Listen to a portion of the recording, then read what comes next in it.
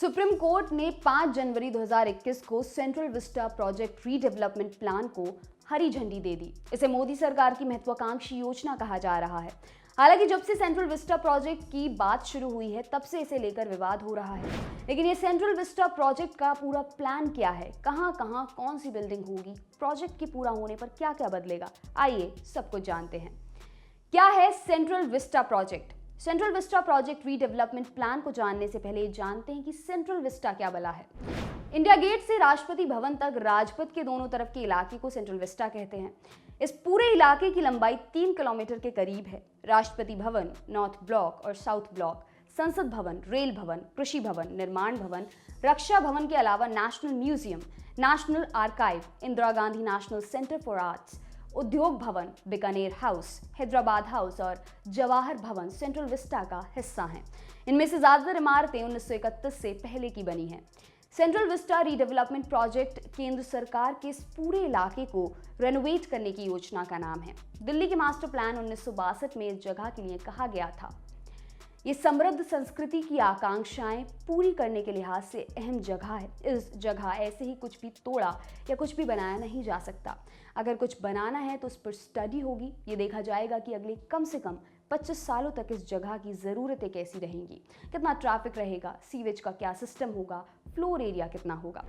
2019 में ministry of housing and urban affairs प्रस्ताव लेकर आया। इसमें कहा गया कि जगह की कमी पड़ रही है।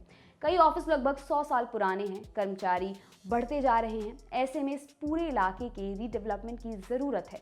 इस पूरे प्रोजेक्ट पर लगभग 20,000 करोड़ रुपए खर्च होने की बात हो रही है।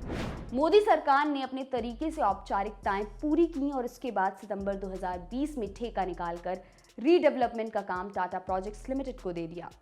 सेंट्रल विस्टा प्रोजेक्ट रीडेवलपमेंट के तहत क्या क्या बनेगा? सेंट्रल विस्टा रीडेवलपमेंट प्रोजेक्ट के तहत मौजूदा संसद भवन के बगल में नया संसद भवन बनेगा। इसके अलावा सांसदों के लिए अलग से ऑफिस बनेंगे। सेंट्रल सेक्रेटरीट एनेक्चर और sport facility, central conference centre, प्रधानमंत्री ऑफिस, प्रधानमंत्री हाउस के अलावा कई म्यूजियम बनेंगे। नए संसद भवन का भूमि पूजन हो चुका है। संसद भवन 10 दिसंबर 2020 को पीएम मोदी ने संसद भवन की नई बिल्डिंग की आधारशिला रखी। नई इमारत 64,500 स्क्वायर मीटर में फैली होगी। इस पर कुल 971 करोड़ का खर्च आएगा। नए संसद भवन को 2022 तक बनाकर तैयार करने का लक्ष्य है। मौजूदा लोकसभा में 590 लोगों के बैठने की जगह है। वहीं नई लोकसभा में 888 सीटें होंगी। विजिटर्स गैलरी में भी 336 लोग बैठ पाएंगे। नई राज्यसभा में 384 सीटें होंगी। विजिटर्स गैलरी में 336 लोग बैठ सकेंगे। फिलहाल राज्यसभा में 280 लोगों के बैठने की जगह है। केंद्रीय सचिवालय, वास्तुकार और शहरी योजनाकार विमल पटेल को सेंट्रल विस्टा के पुनर्विकास का जिम्मा सौंपा गया है। इंडिया टुडे से बातचीत में उन्होंने कहा था कि केंद्रीय सचिवालय के निर्माण का इरादा बेहतर कार्यालयी बुनियादी ढांचे का निर्माण करना है जो सरकारी काम को अधिक कुशल और उत्पादक बनाता है। उनका कहना है कि अगर आप किसी संगठन को अधिक प्रोडक्टिव बनाना चाहते हैं तो आपको कर्मचारियों के बीच सहयोग को बढ़ावा देना होगा।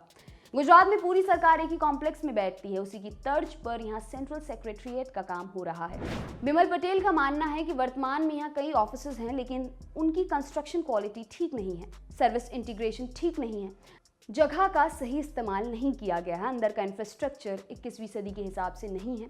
इसलिए नए केंद्रीय सचिवालय की जरूरत है। 4 प्लॉट पर दोनों ओर 10 ऑफिस बनेंगे। इसके बनने के बाद भारत सरकार के सभी मंत्रालयों के ऑफिस एक जगह पर आ जाएंगे। मेट्रो के जरिए एक जगह से गुड़गांव, फरीदाबाद और नोएडा कनेक्ट हो जाएंगे। ऐसी योजना है कि मेट्रो से निकलने के बाद शटल में बैठकर सुरंग के अंदर से कर्मचारी इस बिल्डिंग तक पहुंच पाएंगे। ऐसी सुविधा दुबई और सिंगापुर के एयरपोर्ट में है।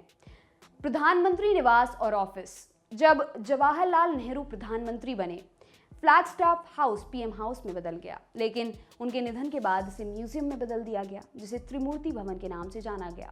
उसके बाद के प्रधानमंत्रियों को अन्य बंगले में शिफ्ट होना पड़ा। नए सेंट्रल विस्टा प्रोजेक्ट के तहत नए प्रधानमंत्री आवास और पीएम ऑफिस की आवश्यकता को ध्यान में रखते हुए इसका निर्माण किया जा रहा है। साउथ ब्लॉक में प्रस्तावित प्रधानमंत्री निवास के प्लॉट का साइज 15 एकड़ में प्रस्तावित है। इन महत्वपूर्ण बिल्डिंग्स के अलावा the making of India, museum of Indian democracy, India के 75 साल पूरे होने पर एक म्यूजियम बनना है। आपके लिए ये खबर लिखी हमारे साथी डेविड ने। मेरा नाम है दिव्यांशी। देखते रहिए दी लल्लन टॉप। शुक्रिया।